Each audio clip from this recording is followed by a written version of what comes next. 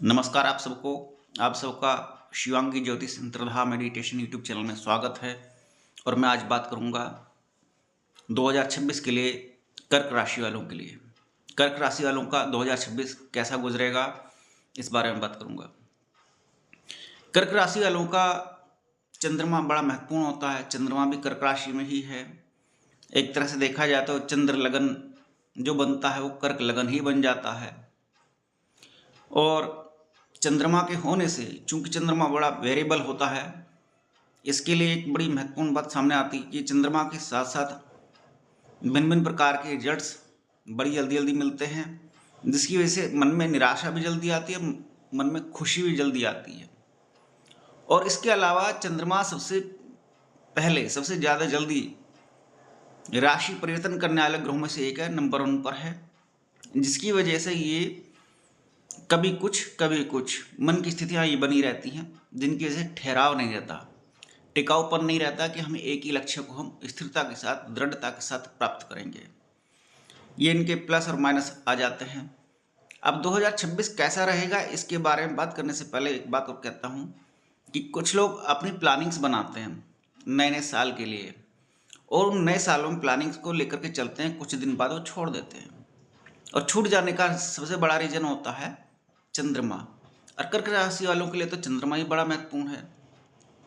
अगर चंद्रमा कुंडली में मजबूत ग्रहों से देखा जाता है, स्थिर ग्रहों से देखा जाता है, मान लीजिए शनि से देखा जाता है, बृहस्पति जी से देखा जाता है, और ये अच्छे प्रभाव देने वाले हैं, तो जातक को बड़ी अच्छी सफलता प्राप्त होती है, स्थिरता के साथ लगन से लग करके आगे बढ़ता है। लेकिन कई बार या मेजोरिटी में देखने में आता है 60, 70, 80% तक लोग चंद्रमा के उन फलों को प्राप्त नहीं कर पाते जो चंद्रमा देना चाहता है। यहाँ केवल एक मन की वीकनेस है और कुछ नहीं है। अगर आप धन के बारे में बात करेंगे तो चंद्रमा बहुत सारे फल ऐसे प्रदान करता है जिनकी वजह से कर्क राशि वालों का धन सबसे ज़्यादा बढ़ जाता है। क्विक डिसीजन लेने की क्षमता, बहुत तेज़ी से निर्णय लेने की क्षमता जो प्रदान करता है वो चंद्रमा प्रदान करता है। किसी भी लाभ हानि को कैलकुलेट करने की और तुरंत एक्शन लेने की जो क्षमता प्रदान करता है वो चंद्रमा प्रदान करता है। किसी को भी जो शेयर मार्केट में सक्सेस बनाता है वो चंद्रमा करता है, क्योंकि चंद्रमा अगर अपने पॉजिटिव फल दे रहा है तो क्विक डिसीजन से आदमी अपने दुष्प्रभावों में से बच जाता है। जीवन में जो घटनाएं, दुष्प्रभाव उत्पन्न होने वाले हैं उनको भांप करके बच जाता है। अभी बहुत सारी ऐसी परिस्थितियां हैं कि जब चंद्रमा 12 राशियों में से निकल करके आगे बढ़ेगा, जहाँ जहाँ मित्रवत राशियों में जाएगा, 1 महीने के अंदर ही वहाँ से पॉजिटिव फल प्रदान करेगा। और बहुत सारी मित्रवत राशियाँ हैं, कुछ एक राशियों को छोड़कर ही, तो ऑप्शंस ज़्यादा होंगे कर्क लगन वालों के लिए।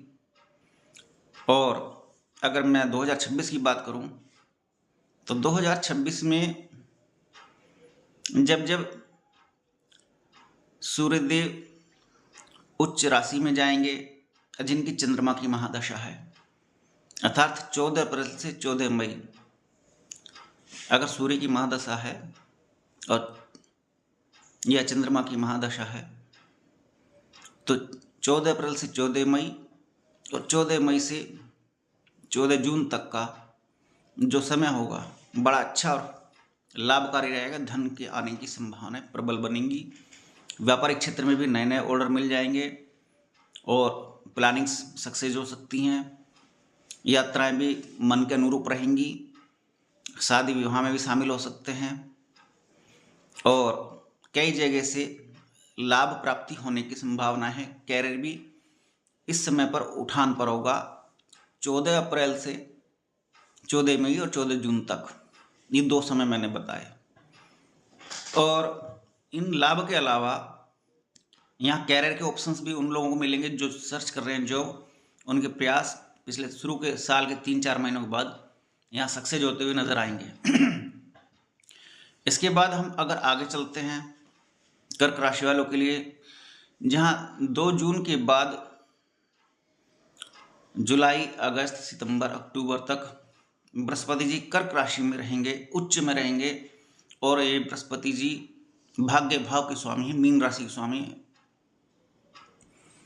कर्क लग्न वालों के लिए।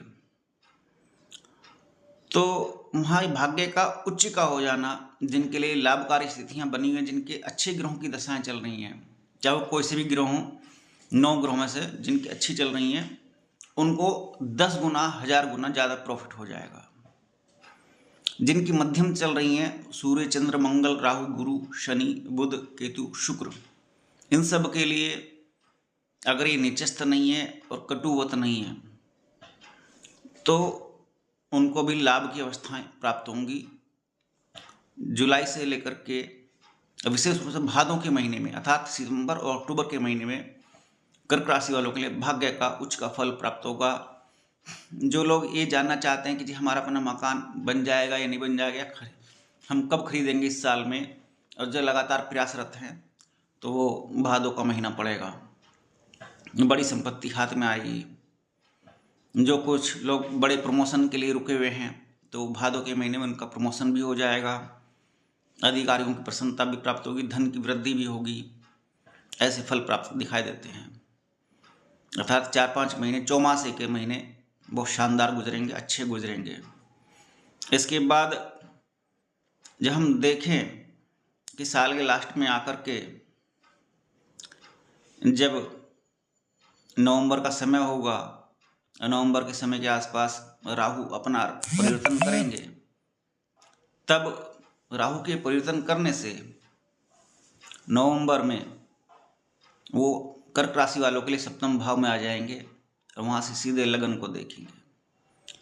अगर राहु सिंगल है, केंद्र में है, अर्थात अकेला ही ग्रह बैठा है और मकर राशि का है, तो एक राजयोग बनाता है।